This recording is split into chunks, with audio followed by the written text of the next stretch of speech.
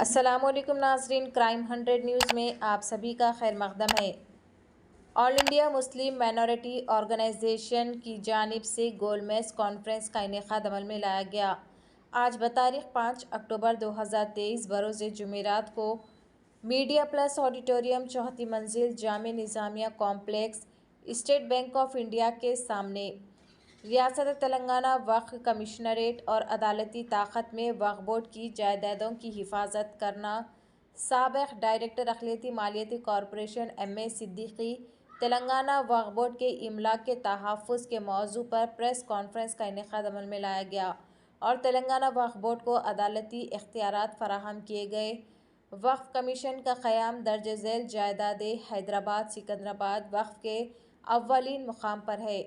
کرائے میں کوئی اضافہ نہیں ہے اور ایسی جائیدادوں کا کوئی آن لائن ریکارڈ نہیں ہے۔ کئی لینڈ گرابرز نے مذکورہ جائیدادوں پر قبضہ کر لیا اور ریاست تلنگانہ کی تشکیل سے پہلے لطف اندوز ہوئے۔ ماضی کے ساتھ ساتھ آج کی پریس میٹنگ میں اس پر زور دیا گیا۔ دیگر پارٹی رہنماؤں کا کہنا ہے کہ آل انڈیا مسلم مائنورٹی آرگنائزیشن قوم بہت سے مذہبی اور طرز زندگی کے ساتھ ہے۔ ایک سیکولر ملک گورنمنٹ اینڈ کاورز نے ہمیشہ ترقی کی راہوں پر روشنی ڈالتے ہوئے اپنی آبادی کی دیکھ بھال کو یقینی بنانے کے لیے تیار کیا ہے۔ وقف بورڈ کی 5 لاکھ کروڑ روپے مالیت کی جائیدادیں زمینوں پر قبضہ کرنے والے سماج دشمن عناصر اور سیاست دانوں کے ہاتھ نظام ریاست کے زوال کے بعد تقریباً 77,000 ایکڑ اراضی جس کا سروے میں املاک کے طور پر کیا تھا۔ اس وقت ریونیو سروے ریکارڈ کے مطابق 40,000 ایکڑ اراضی وقف بورڈ کے قبضے میں ہے اور باقی 37,000 ایکڑ وقف بورڈ کی اراضی پر قبضہ کرنے والوں نے غیر قانونی طور پر قبضہ کر رکھا ہے۔ پیش ہے ہمارے نمائندے شیخ لقمان کی یہ رپورٹ۔ چینل کو لائک کریں، شیئر کریں اور سبسکرائب کرنا نہ بھولیں۔ عزیز بادشاہ صاحب، سابق ایم پی صاحب کی قیادت میں یہ مسلسل یہ اجلاس ہم ہو رہے ہیں اور آج ہمارے مہمان خصوصی کی حیثیت سے جاوید حبیب صاحب جو دہلی سے تشریف لائے ہیں، میں ان کا دل کی گہرائیوں سے استقبال کرتا ہوں۔ قانون بن کے جس کی حفاظت ہوا کرے وہ شمع کیا بجھے جسے روشن خدا کرے۔ میں اکیلا ہی چلا تھا جانب منزل مگر لوگ آتے گئے اور کارواں بنتا گیا۔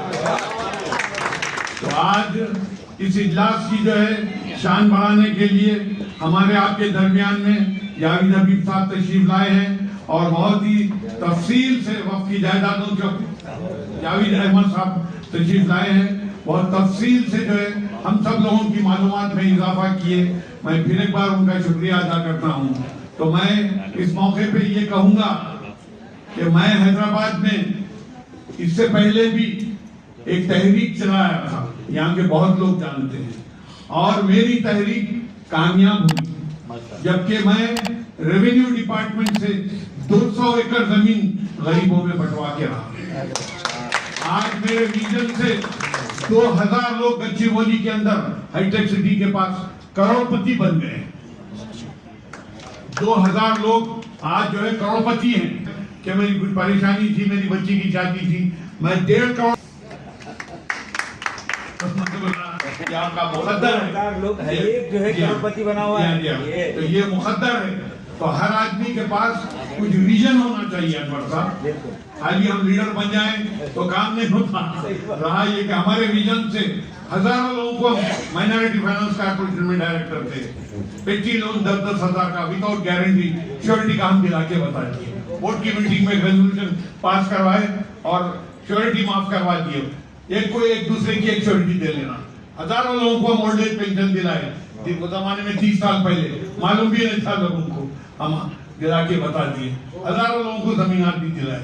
تو اب ہماری سوچ یہ ہے کہ وقف کی جو جائیدادیں ہیں، جیسے کہ 33,000 سے زیادہ درج رجسٹرڈ فہرست نوٹیفائڈ جائیدادیں ہیں، 77,000 ایکڑ زمین جو کہ آج ہم سب مسلمانوں کی رجسٹرڈ جو ہے زمین ہے، آج وہ زمین کے اوپر 80% جو ہے قبضہ ہو چکا ہے۔ بڑے افسوس کی بات ہے، آج یہ سب چیزیں حکومت کی لاپرواہی سے ہوا ہے۔